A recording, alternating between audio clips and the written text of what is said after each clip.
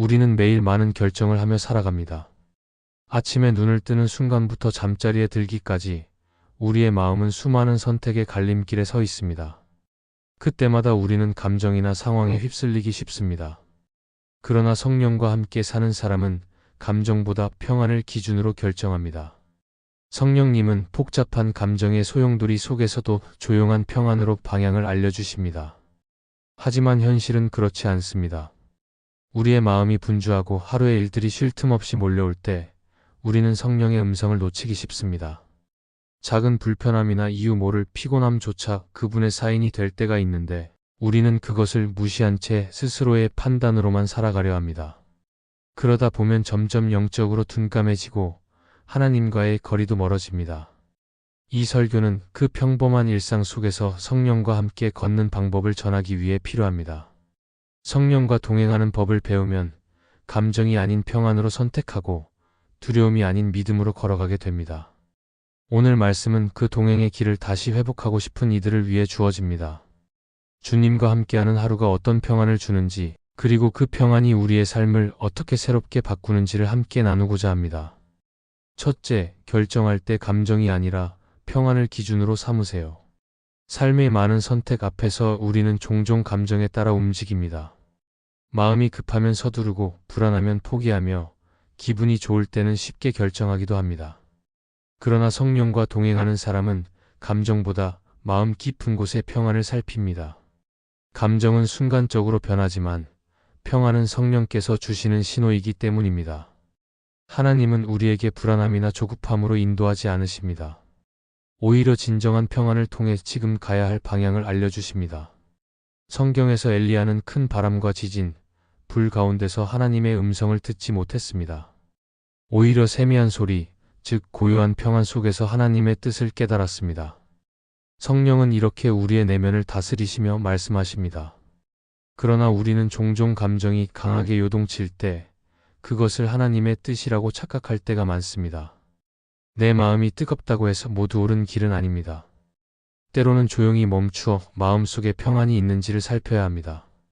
그 평안이 지속되고 흔들리지 않는다면 그것은 성령의 인도하심일 수 있습니다. 감정으로 내린 결정은 쉽게 흔들리지만 평안으로 내린 결정은 상황이 변해도 후회가 없습니다. 왜냐하면 그것은 하나님께서 주신 확신이기 때문입니다. 성령은 우리가 걱정과 불안으로 길을 잃지 않도록 내면의 평안을 통해 인도하십니다. 그래서 중요한 선택일수록 감정보다 평안을 따라야 합니다. 마음이 요동칠 때는 한 걸음 멈추어 지금 내 마음에 하나님의 평안이 있는가를 묻는 것이 필요합니다. 성령과 함께 걷는 사람은 세상의 판단보다 마음의 평안을 귀하게 여깁니다. 그 평안은 결코 환경이 주는 안락함이 아니라 하나님이 함께 하신다는 확신에서 오는 안정감입니다. 성령이 주시는 평안 안에 머물 때 우리의 길은 혼란스럽지 않습니다. 결국 평안을 따라 사는 삶이 성령과 동행하는 삶이며 그것이 우리를 하나님의 뜻 안으로 인도하는 가장 안전한 길이 됩니다. 둘째, 성령의 감동이 올 때는 지체하지 말고 즉시 순종하세요. 성령께서 우리 마음에 감동을 주실 때가 있습니다.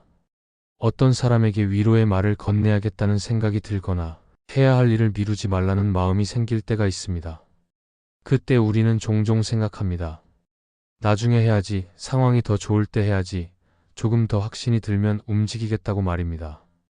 그러나 성령의 감동은 머리로 이해되는 논리가 아니라 지금 순종하라는 하나님의 부르심입니다. 감동을 미루는 순간 그 기회는 사라지고 마음은 점점 무뎌집니다.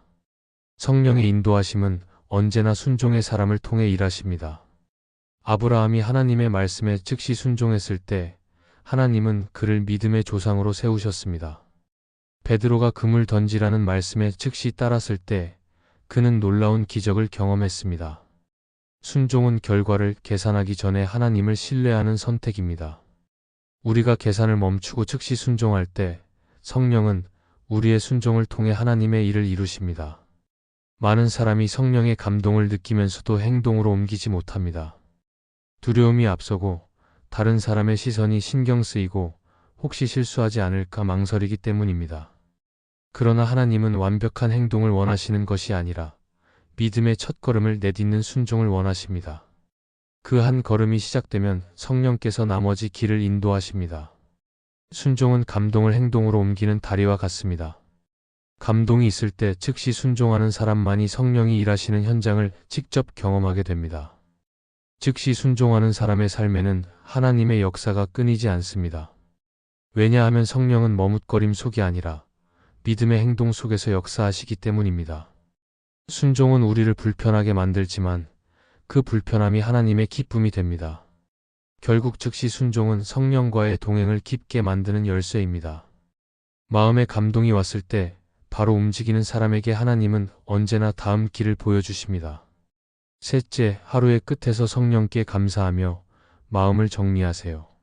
하루를 마칠 때 우리는 종종 피로와 걱정 속에 눕습니다. 오늘 하지 못한 일, 마음에 남은 말, 후회되는 순간이 머리를 맴돌곤 합니다. 그러나 성령과 동행하는 사람은 하루를 그렇게 마무리하지 않습니다. 성령님은 우리에게 감사로 하루를 정리하라고 말씀하십니다. 왜냐하면 감사는 하루의 무게를 내려놓게 하고 하나님께 마음의 방향을 다시 맞추게 하기 때문입니다. 감사는 단순한 예의가 아니라 신앙의 중심을 회복하는 행위입니다. 우리가 하루의 끝에 감사할 때 성령은 그 마음을 통해 다시 평안을 부어주십니다. 감사의 기도는 오늘 있었던 일들을 다시 해석하게 만듭니다. 힘들었던 일도, 불편했던 관계도 감사의 시선으로 바라보면 하나님의 손길을 발견할 수 있습니다. 그렇게 마음이 정리되면 불안과 후회가 자리를 잃고 대신 평안과 신뢰가 자리 잡습니다. 다윗은 수많은 전쟁과 고난 속에서도 밤마다 하나님께 노래했습니다. 그의 감사는 상황이 좋아서가 아니라 하나님이 함께 하신다는 확신 때문이었습니다. 성령은 바로 그런 마음에 임하십니다. 감사는 성령과의 교제를 다시 이어주는 다리입니다. 우리가 잠들기 전 감사의 고백을 올릴 때 그 순간 성령께서 우리의 마음을 어루만지시고 새 힘을 주십니다. 성령과 함께 사는 삶은 거창한 것이 아닙니다. 매일의 끝에서 하나님께 감사하며 마음의 짐을 내려놓는 것입니다. 그렇게 감사로 하루를 마무리하면 내일은 새로운 마음으로 시작할 수 있습니다. 감사의 기도는 단순히 하루를 정리하는 것이 아니라 성령과의 동행을 다시 세우는 믿음의 습관이 됩니다. 그 마음이 쌓일 때 우리의 삶 전체가 성령의 평안으로 채워지게 됩니다. 이 말씀이 마음의 은혜가 되셨다면 좋아요와 구독으로 함께 해주시기 바랍니다. 또한 댓글에 아멘이라고 남겨주시면 이 말씀이 더 많은 사람들에게 전해질 것입니다. 여러분의 삶에 하나님의 평안과 축복이 늘 가득하시기를 바랍니다. 감사합니다.